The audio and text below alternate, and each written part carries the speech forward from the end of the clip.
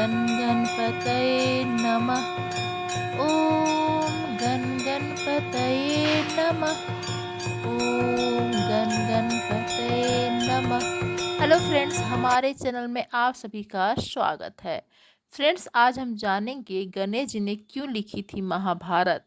महर्षि वेद व्यास के समक्ष क्या रखी गई थी शर्त।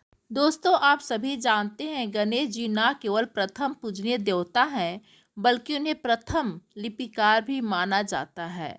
श्री गणेश ने ही वेद व्यास द्वारा रचित महाभारत का लेखन किया था। गणेश जी के महाभारत लेखन की ये पौराणिक कथा प्रचलित है।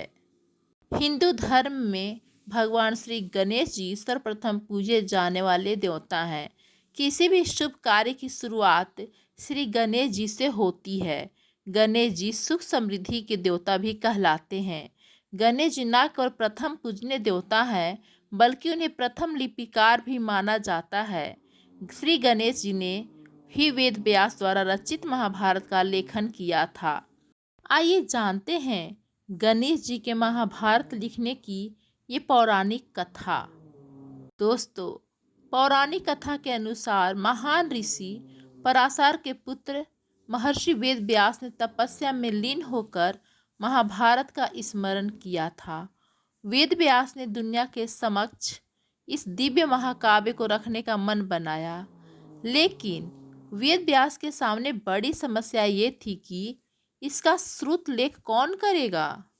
इस समस्या के साथ वेद व्यास जी ब्रह्मा जी के पास पहुँचे। तब उन्होंने श्री गणेश का नाम सुझाया। भगवान गणेश जी की लिखावट तेज और सुंदर थी। महर्षि वेद व्यास ने फिर गणेश जी को महाभारत का लेखन करने के लिए गुहार लगाई। तब गणेश जी ने महाभारत का लेखन किया था।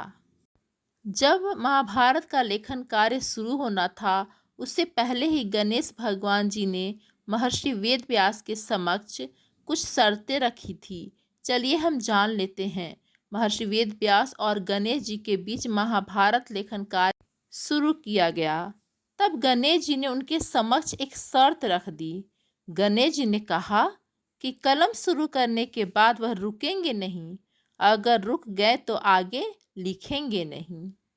वेद व्यास जी ने गणेश जी की शर्त को स्वीकार कर ली और इसके साथ ही उन्होंने गणेश जी के सामने अपनी एक शर्त रखी कि गणेश जी किसी भी प्रसंग को बिना समझे एक अक्षर भी नहीं लिखेंगे, यानी हर श्लोक को समझने के बाद ही लिखेंगे।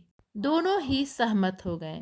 गणेश जी ने व्यास जी की बातें तीव्रता से लिखी, जबकि व्यास जी ने कथा कहने से पहले उसका अर्थ समझने का समय लिया।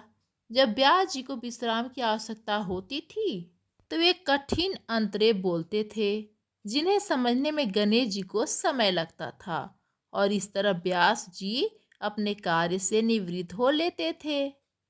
इस प्रकार से बिना रुके बोलने की गणेश जी की शर्त और बिना समझे न लिखने की व्यास जी की शर्त को पूरा करते हुए गणेश भगवान जी महाभारत लिखना शुरू कर दिए।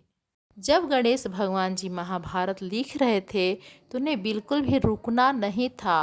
वह शर्त हार न जाए, इसलिए वे लगातार लिखते रहें।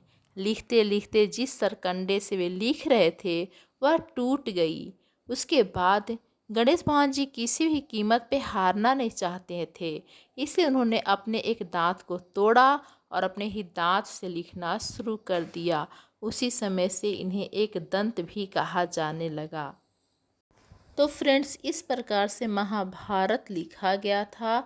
चलिए प्रेम से बोलिए गणपति बप्पा मोरिया, गणपति बप्पा मोरिया, गणपति बप्पा मोरिया। धन्यवाद फ्रेंड्स।